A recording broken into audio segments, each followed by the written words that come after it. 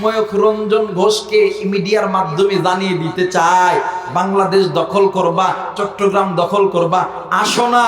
তোমার যে নিচের দিকে দুইটা বিচি আছে, এক বিচি দুইটা, একটা ইটের উপর রাইখা আর একটা ইট দিয়ে চাপা দিলে বুঝবা বাংলাদেশ তোমার বাবার নয়। এই তো আমার বাংলাদেশকে অস্থির করার জন্য ভারতীয় কিছু মিডিয়া তুলপার করে রাখছে। কথা কয় নাকি? আচ্ছা বলেন তো দেখি, আমাদের এইটা সাম্প্রদায়িক দেশ, আমরা কোনোদিন কোনো হিন্দু বৌদ্ধ খ্রিস্টানের মন্দিরে হামলা করেছি? আমরা কোনো হিন্দুকে মেরেছি?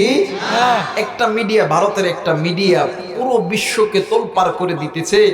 ময়ূখ রঞ্জন ঘোষ আল্লাহর বান্দা, এমন একজন বান্দা, হাই রে মনে হয় বান্দরের মতো লাপায়, এই বাংলাদেশ উড়ে গেল, বাংলাদেশ ভারতে গেল, হাই সর্বনাশ।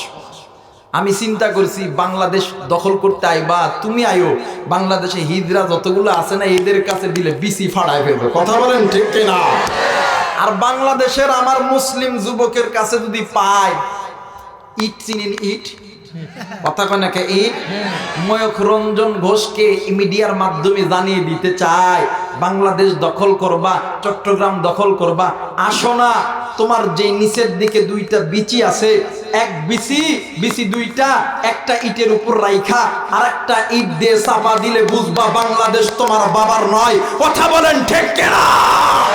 এই দেশ মুসলমানদের দেশ, উলামায়ে কেরামদের দেশ, ইসলামী আন্দোলনের দেশ, মসজিদ মাদ্রাসার দেশ, চরমোনাইয়ের দেশ, উজানির দেশ।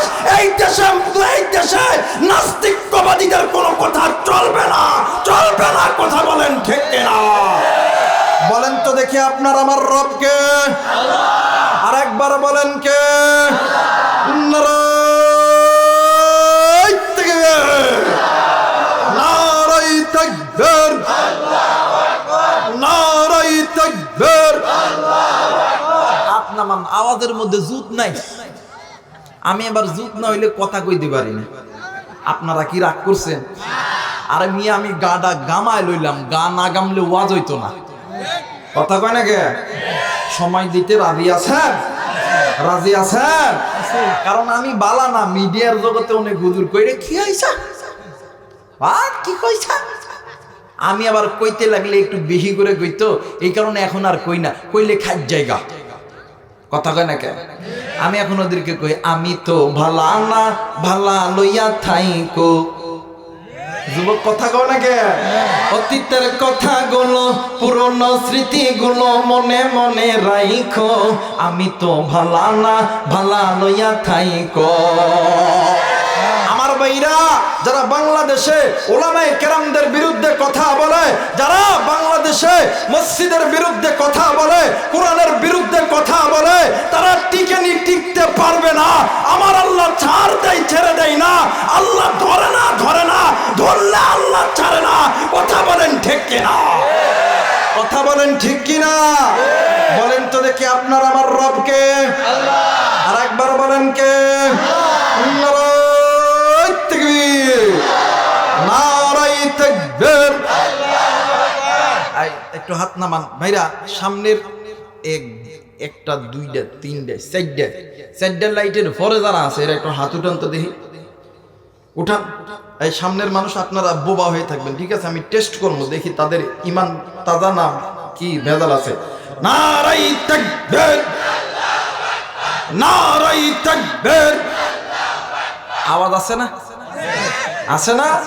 এবার সামনের মানুষকে একটু টেস্ট করবো। নারায়ে তাকবীর।